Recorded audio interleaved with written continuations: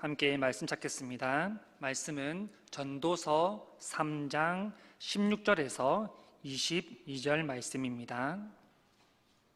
전도서 3장 16절에서 22절, 구약 951페이지에 있습니다. 전도서 3장 16절에서 22절, 우리 한 절씩 교독하겠습니다. 또 내가 해 아래에서 보건대 재판하는 곳 거기에도 악이 있고 정의를 행하는 곳 거기에도 악이 있도다.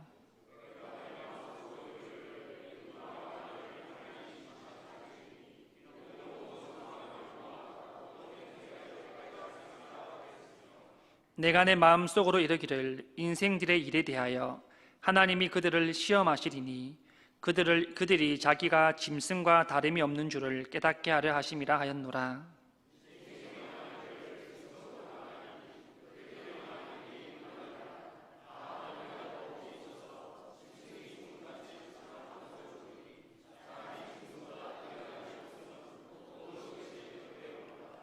다 흙으로 말미암았으므로 다 흙으로 돌아가나니 다 한 곳으로 가거니와.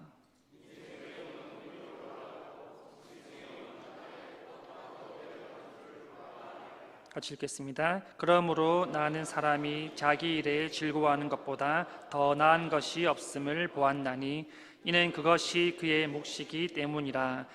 그의 뒤에 일어날 일이 무엇인지를 보게 하려고 그를 도로 데리고 올 자가 누구이랴. 아멘. 네, 반갑습니다. 우리 이렇게 옆 사람에 인사합시다. 최선을 다합시다. 네, 최선을 다합시다. 우리에게 주어진 일이 힘들 수 있습니다. 그리고 힘들죠. 그렇지만 하나님 주신 일임을 우리가 붙들고 최선을 다해서 우리가 살아갈 수 있기를 간절히 소망합니다. 제가 여기 온 지 이제 4개월이 되는데요. 제가 여기 와서 가장 많이 받는 질문들이 있습니다. 그 질문은 성경에 대한 질문이 아닙니다. 신앙에 대한 질문도 아닙니다. 제일 많은 질문이 뭐냐 하면 전도사님이세요? 라는 그런 질문을 4개월 동안 정말 많이 받아온 것 같습니다. 그래서 보니까 전도사님이랑 저랑 체형도 비슷하고 키도 비슷하고 이미지도 비슷해서 이제 그렇게 보시는 분들이 참 많더라고요. 그래서 저희가 이렇게 명찰을 달았는데요. 지금 명찰은 저는 다는데 전도사님은 없습니다. 아직 강무사 인허증이 없기 때문에 명찰을 달고 다녀도 저한테 전도사님이세요? 라고 묻더라고요. 그래서 제가 안 되겠다 싶어서 안경을 벗었습니다. 안경을 벗고 다니는데도 전도사님이세요? 네, 어찌될 때 계속해서 전도사님이세요? 라고 이렇게 묻는 분들이 정말 많습니다. 제가 한 가지 일화를 알려드리면, 제가 신학대학원 졸업을 할 때 이제 몇백 명의 학생들이 이제 강당에 모이지 않습니까? 그럼 졸업생들 약 100명이 이제 학사모를 쓰고 가장 맨 앞에 강당에 모자를 쓰고 있습니다. 그래서 뒷모습을 보거나 뒤통수를 보고는 이 사람이 누군지를 맞출 수가 없어요. 수백 명이 있기 때문에. 그런데 아내는 처음에 강당에 들어오자마자 저를 딱 한 번만에 알아보고 제일 앞에 와서 저에게 꽃다발을 주고 갔습니다. 그래서 제가 물었어요. 여보, 어떻게 알았어? 기보니까 알겠던데. 자, 모든 사람들이 있었는데 그 많은 사람 중에 제가 기가 제일 컸다는 겁니다. 그래서 그 기 하나만 딱 일렬로 보고 바로 남편이다 싶어서 가서 꽃다발을 줬다라고 합니다. 자, 그래서 뭔가 이제 교역자가 보인다, 전도사님인지 목사님인지 모르겠다, 얼굴 보지 말고 기부터 보십시오. 그러면 목사님이구나, 전도사님이구나 하는 걸 아마 알게 되실 겁니다. 네, 우리 이 시간에 주어진 일에 최선을 다하는 것에 대해서 우리가 함께 말씀을 보기 원합니다. 사람들에게 누구나 주어진 일이라는 게 있습니다. 우리에게 사명이라는 게 있죠.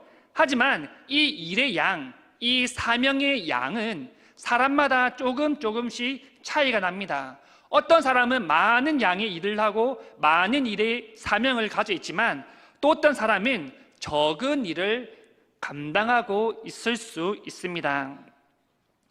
세상적인 관점으로 볼 때 이러한 일이라는 것은 우리 직장의 일이 될 수도 있고요, 학교의 일이 될 수도 있고, 또한 가정의 일이 될 수도 있습니다. 우리가 해야 할 일들을 우리는 늘 감당하며 이렇게 하루하루를 살아가게 되죠. 하나님 나라의 관점으로 볼 때 우리에게 일이라는 것은 바로 복음을 전하는 것입니다. 또한 교회를 섬기는 것이며 다양한 봉사를 하는 것을 우리가 일한다 또는 섬긴다라고 그렇게 표현을 합니다. 세상적인 면에서도 또한 하나님 나라의 관점에서도 우리에게 일이라는 것이 반드시 주어지게 된다는 것이죠. 절대 일들은 피해갈 수가 없습니다. 피해갈 수 없으면 여러분 어떻게 해야 되겠습니까? 부딪혀야 되지 않겠습니까? 감당해야 되지 않겠습니까? 어차피 우리가 감당해야 할 일이라면 그 일들에 대하여서 우리가 불평하고 불만하는 것들이 아니라 오히려 그 앞에서 최선을 다해보는 성도님들이 될 수 있기를 간절히 소망합니다. 본문을 보시면 시편 1편에 이 악인과 의인에 대해서 말씀하는 것처럼 오늘 본문도 이 악인과 의인에 대해서 이렇게 설명을 하고 있는데요. 시편 1편에 보면 이 의인의 마지막과 악인의 마지막에 대해서 자세하게 그 결과를 설명하는데요. 시편 1편 6절에 보시면 무릇 의인들의 길은 여호와께서 인정하시나 악인들의 길은 망하리로다 라고 그렇게 분명하게 기록하고 있습니다. 이 의인들의 길, 하나님을 따라 살아가는 사람들의 그 길은 하나님께서 인정하시고 하나님께서 인도하십니다. 하지만 멸망의 길을 걷는 악한 자들의 길을 걷는 그러한 사람들의 길은 결국은 심판의 길일 수밖에 없다는 것을 우리에게 너무나도 잘 알려주는 말씀입니다. 오늘 말씀을 통하여서 우리가 정말 어떠한 사람으로 이 세상을 살아가야 되는지를 우리가 한번 살펴볼 수 있기를 원합니다. 본문의 솔로몬은 이 하나님이 의인과 악인을 심판하게 될 것인데 그 모든 목적과 모든 일이 이루어지는데 반드시 때가 있다는 것을 말씀해 주고 있습니다. 자, 본문 16절인데요. 또 내가 해 아래에서 보건대 재판하는 곳 거기에도 악이 있고 정의를 행하는 곳 거기에도 악이 있도다. 자, 악을 벌하는 장소에 악이 있다. 또한 공의를 행하는 그 장소에도 악이 있다라고 솔로몬이 말을 하고 있습니다. 과연 이 솔로몬은 지금 이 예를 통하여서 무슨 이야기를 우리에게 지금 하고자 합니까? 본문에서 말하는 이 악을 행하는 장소 또한 정의를 행하는 장소는 동일한 장소로 볼 수 있습니다. 예를 들면 재판 상황을 들 수 있습니다. 재판은 누가 받는 곳입니까? 죄를 지은 사람이 받는 곳이지 않습니까? 이 재판은 악한 사람을 가려서 처벌하는 곳이 바로 이 재판장입니다. 잘못된 일을 저지른 것에 대하여서 반성하게 하고 그에 합당한 벌을 내리는 곳이 바로 법정이죠. 하지만 그 신성한 법정과 재판 앞에 또 누군가는 뇌물을 받고 달콤한 유혹에 이기지 못하여서 공정하지 못한 그러한 결과와 재판을 내릴 때도 분명히 있음을 봅니다. 분명한 잘못이 있고 명백한 잘못이 있지만 그 죄를 덮어주려고 합니다.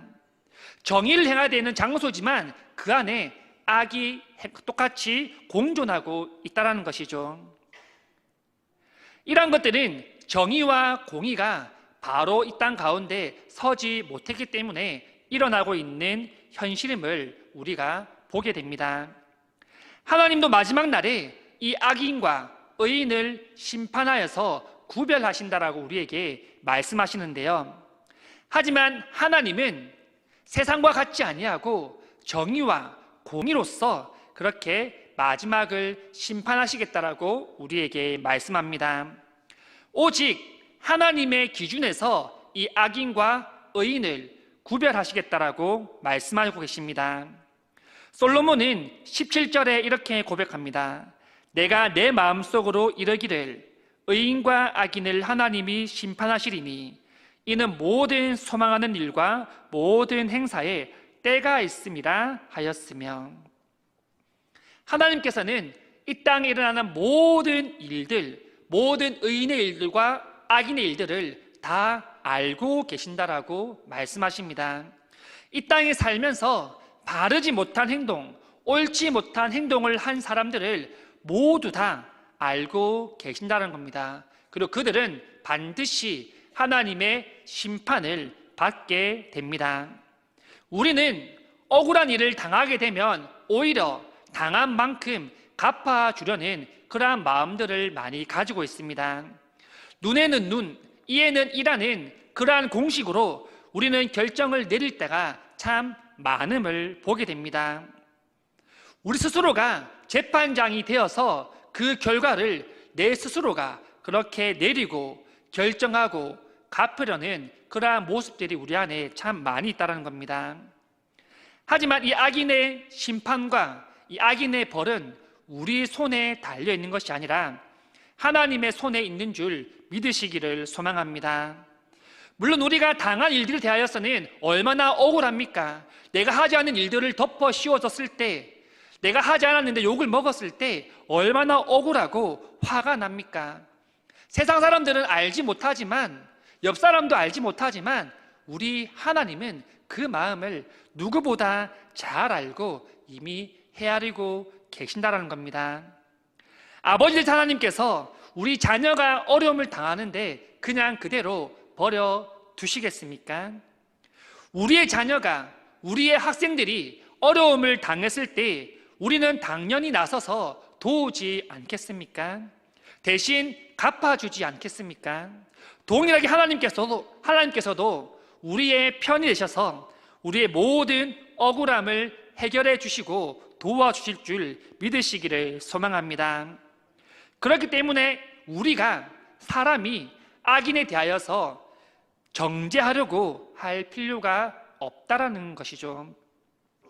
하나님께서 이미 그들의 악행을 다 알고 계십니다. 아는 것으로 그치지 않으시고 그들의 처벌 또한 하나님께서 때에 맞게 반드시 하실 줄 믿습니다. 우리 하나님은 의인의 편에 서셔서 악인을 심판하시는 분이십니다. 17절 후반절에 보시면 이렇게 말합니다. 이는 소망하는 일과 모든 행사에 때가 있다. 그런데 우리는 이러한 상황들을 보면서 이러한 질문을 합니다. 하나님이 계신다라면 왜 저 악인들은 저렇게 떳떳하게 살아갈 수 있습니까? 왜 아픈 사람들, 힘든 사람들, 억울한 사람들은 그렇게 매일 울면서 살아가는데 왜 저 사람들은 아직까지 심판을 받지 않고 살아가고 있습니까? 라고 의문을 가지고 그렇게 질문을 할 때가 우리가 참 많습니다. 하지만 하나님께서 이 악인에 대하여서 심판을 이루시는 때가 있음을 우리는 기억해야 됩니다. 그들이 악을 행하며 즐기는 것도 잠시뿐이라는 것이죠. 모든 주권을 가지신 하나님께서 반드시 정의와 공의로 그들을 심판하실 줄 믿으시기를 바랍니다. 우리는 의심할 필요가 없는 거죠. 하나님의 악인을 당장 지금 심판하지 않는다라고 해서 우리는 하나님의 살아계심을 의심할 필요가 없다라는 겁니다. 우리 하나님은 분명히 살아 역사하시고 악인의 모든 잘못된 일들을 알고 계시며 또한 우리의 아픔을 그 누구보다 잘 알고 계십니다. 여러분, 사람과 짐승의 공통점이 무엇입니까? 동일하게 죽는다라는 사실입니다. 솔로몬의 인간은 해 아래에서 지금 살아가고 있지만 결국은 동일하게 짐승과 같이 죽는다라고, 허무하다라고 그렇게 지금 본문에서 표현하는데요. 19절 말씀입니다. 인생이 당하는 일을 짐승도 당하나니 그들이 당하는 일이 일반이라 다 동일한 호흡이 있어서 짐승이 죽음같이 사람도 죽으니 사람이 짐승보다 뛰어남이 없음은 모든 것이 헛됨이로다. 솔로몬은 이 사람과 짐승, 동물에 대해서 이렇게 비교를 하는데요. 이 사람과 짐승의 차이점과 또는 공통점에 대해서 그렇게 설명합니다. 공통점은 동일하게 다 호흡을 가져 있다는 것이고 동일하게 그 호흡이 영원하지 못하다라는 사실입니다. 솔로몬의 인생에게 당하는 일이 짐승에게도 임한다라고 그렇게 설명하고 있습니다.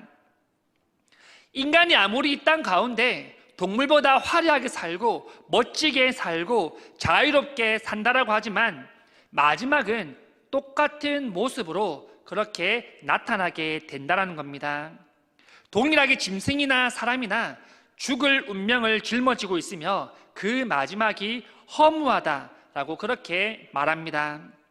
이어서 20절입니다. 다 흙으로 말미암았으므로 다 흙으로 돌아가나니 다 한 곳으로 가거니와.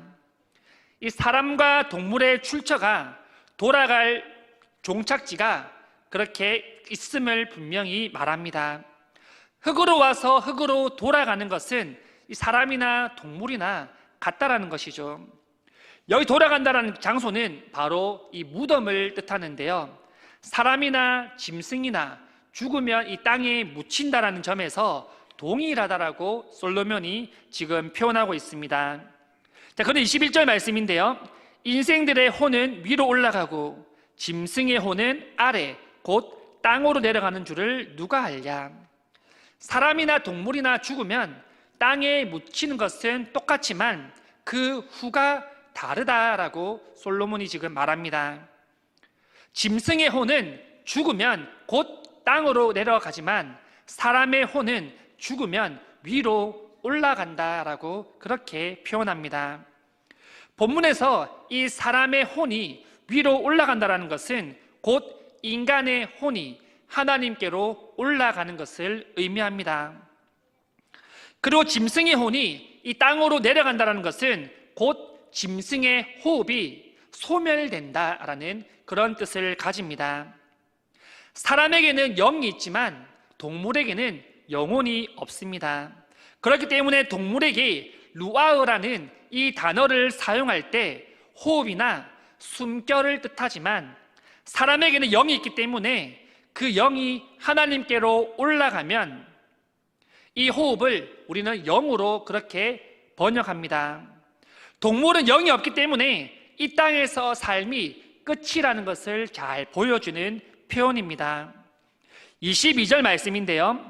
그러므로 나는 사람이 자기 일에 즐거워하는 것보다 더 나은 것이 없음을 보았나니 그것이 그의 몫이기 때문이라. 그의 뒤에 일어날 일이 무엇인지를 보게 하려고 그를 도로 데리고 올 자가 누구이랴. 솔로몬은 자기 일에 즐거워하는 것보다 더 나은 것이 없다라고 그렇게 말합니다. 그리고 이것이 바로 그 사람의 몫이다라고 그렇게 표현하고 있습니다. 솔로몬은 계속해서 세상이 허무하고 헛되다라고 말하고 있지만 그 안에서 우리는 우리가 해야 할 일들을 찾아야 되며 또한 그 일들을 통하여서 즐거움을 발견하는 것이 바로 우리의 몫이다라고 말을 하고 있습니다. 여러분, 우리가 맡은 일에 우리가 하고 있는 사명 가운데 즐거움으로 그렇게 동참하고 계십니까? 너무나 많은 일들이 있어서 너무나 부담되어서 도망가고 싶거나 또는 피하고 싶을 때가 있지 않으십니까? 자기 일에 즐거워하는 것, 다시 말해서 하나님 주신 일을 기쁘게 감당하고 섬기는 것이 가장 기이한 일인 줄 믿습니다. 이 세상에 우리는 악하다, 험하다, 허무하다, 헛되다라고 그렇게 말하지만 그럼에도 불구하고 우리는 이 세상을 살아가는 동안에 우리가 해야 할 일들을 찾아서 해야 합니다. 그리고 그 가운데 반드시 즐거움을 찾을 수 있기를 바랍니다. 즐거움으로 우리의 모든 사명과 일들을 감당할 때 우리 하나님께서 큰 복을 주실 줄 믿습니다. 후반절에 보시면 이렇게 말합니다. 그의 뒤에 일어날 일이 무엇인지를 보게 하려고 그를 도로 데려올 자가 누구랴. 이는 인간이 죽으면 다시 살아나서 이 세상에 일어나는 일들에 대하여서 개입하거나 영향을 줄 수 없다라는 것을 말합니다. 인생은 단 한 번이라는 것이죠. 우리가 숨쉬며 살아가는 동안에 하나님이 허락하신 일들을 우리가 잘 감당하며 또한 즐기며 살아가는 것이 바람직하다라고 말을 하고 있습니다. 여러분, 우리가 이 땅에 살아가는 인생은 단 한 번밖에 없습니다. 우리는 환생하지 않습니다. 한 번뿐이 우리의 인생, 우리에게 주어주신 그 일들과 그 사명들을 우리가 불평하지 아니하고 정말 감사함으로 그렇게 섬길 수 있기를 바랍니다. 번역 선교사인 이 타오센트라는 선교사님이 계셨는데요, 이 남미를 전도하는 중에 돈 빌레모라는 이 원주민 젊은이를 만나서 복음을 전하게 되어졌습니다. 이 젊은이가 복음을 받아들이고 하나님을 만나게 되면서 그리스도인이 되고 복음을 전하는 전도자가 되게 됩니다. 그 전도자가 된 이 돈 빌레모는 열심히 하나님 위하여서 복음을 전하고 주님을 위하여서 최선을 다하면서 그렇게 일했습니다. 그런데 어느 날 그가 이 타오센트 선교사에게 와서 이런 말을 합니다. 선교사님, 저는 이제 더 이상 이 일을 못하겠습니다. 저는 사표를 내겠습니다. 이 사표를 받아주십시오. 선교사님 너무나도 기가 막혀서 그에게 물었습니다. 왜 사표를 내려고 하십니까? 그러니까 이 사람이 하는 말이, 저는 전도가 이렇게 어렵고 힘든지 몰랐습니다. 전도하기가 너무 힘들어요. 전도를 하면 다른 사람들이 수군대고 다른 사람이 고함 지르고 욕을 하고 쫓아내는 그들의 비난을 내가 더 이상 견딜 수가 없습니다 라고 이 돈 빌레모라는 사역자가 그렇게 말을 합니다. 그때 이 불평을 듣던 이 선교사님이 이렇게 질문합니다. 당신이 예수님을 영접하고 나서 얼마 지난 후에 나에게 와서 한 말을 기억하십니까? 그때 당신은 주님께서 저를 복음을 전하는 자로 불러주셨습니다 라고 고백하지 않았습니까? 라고 그렇게 물어봅니다. 그러니까 돈 빌레모가 네, 그렇게 말했습니다 라고 하니까 이렇게 말씀합니다. 그렇다면 나는 그 사표를 받을 수 없습니다. 왜냐하면 당신을 부른 것은 내가 아니라 하나님이기 때문입니다. 그 사표를 받을 수 있는 분도 하나님이십니다. 당신이 지금 나에게 말한 그대로 주님께 아뢰고 주님 앞에 직접 가서 사표를 내십시오라고 그렇게 돈 빌레모에게 말합니다. 이때 이 청년이 주저하면서 이렇게 말을 하는데요, 제가 만약에 주님께 사표를 낸다고 하면 주님이 과연 그 사표를 받으실까요? 라고 그렇게 묻습니다. 그래서 선교사님은 기다렸다는 듯이 크게 호통치며 이렇게 말합니다. 주님께서 사표를 받지 않는다는 것은 아직까지 그분이 당신을 사용하기를 원하신다는 것입니다 라고 그렇게 말씀을 합니다. 그때서야 이 젊은 돈 빌레모가 그 뜻을 이해하고 선교사님의 말씀이 맞습니다, 주님이 사표를 내라 할 때까지, 받으실 때까지 제가 열심히 사명을 다해서 하겠습니다라고 하면서 열심히 선교사님을 도왔다라는 그런 이야기들이 있습니다. 여러분, 사명을 주시는 분은 바로 하나님인 줄 믿습니다. 우리를 사용하시겠다라고, 우리를 쓰시겠다라고 부르신 분은 사람이 아닙니다. 바로 하나님이십니다. 하나님께서 사표를 받지 않는다는 것은 하나님이 여전히 성도님들 통하여서 아직까지 이루실, 행하실 일들이 있다라는 것을 뜻한다라고 말합니다. 하지만 우리는 하나님의 뜻과 상관없이 우리의 뜻대로 사표를 내고 던지고 그 자리를 돌아설 때가 참 많음을 봅니다. 우리는 포기하고 우리는 돌아섰는지 모르지만 하나님께서는 우리를 포기하지 않으셨고 놓지 않으셨습니다. 어떻게든 하나님이 쓰시기에 합당한 자들로 계속해서 연단시키고 계신다라는 사실입니다. 여러분, 우리에게 주어진 일이 무엇인지 안다면 그 일을 감당함에 있어서 최선을 다할 수 있기를 소망합니다. 우리에게 주어진 일이 조금은 힘들 수 있습니다. 누군가에게 비난을 받을 그러한 일들이 될 수도 있습니다. 하지만 그 일은 우리를 위한 일이 아니라는 것을 우리가 기억합시다. 우리가 하는 모든 일들은 하나님의 영광을 위해 하는 일들입니다. 우리가 높아지기 위해서가 아니라 하나님을 높이는 일들입니다. 저는 바울의 이 고백을 참 좋아하는데요, 이 고백은 여러분들도 참 좋아하는 고백인 줄 압니다. 갈라디아서 2장 20절인데요, 내가 그리스도와 함께 십자가에 못 박혔나니 그런지 이제는 내가 사는 것이 아니요 오직 내 안에 그리스도께서 사시는 것이라. 이제 내가 육체 가운데 사는 것은 나를 사랑하사 나를 위하여 자기 자신을 버리신 하나님의 아들을 믿는 믿음 안에서 사는 것이라. 아멘. 여러분, 나는 죽고 주만 산다 라는 이 고백이 쉬운 것 같지만 정말 쉽지 않은 그러한 고백입니다.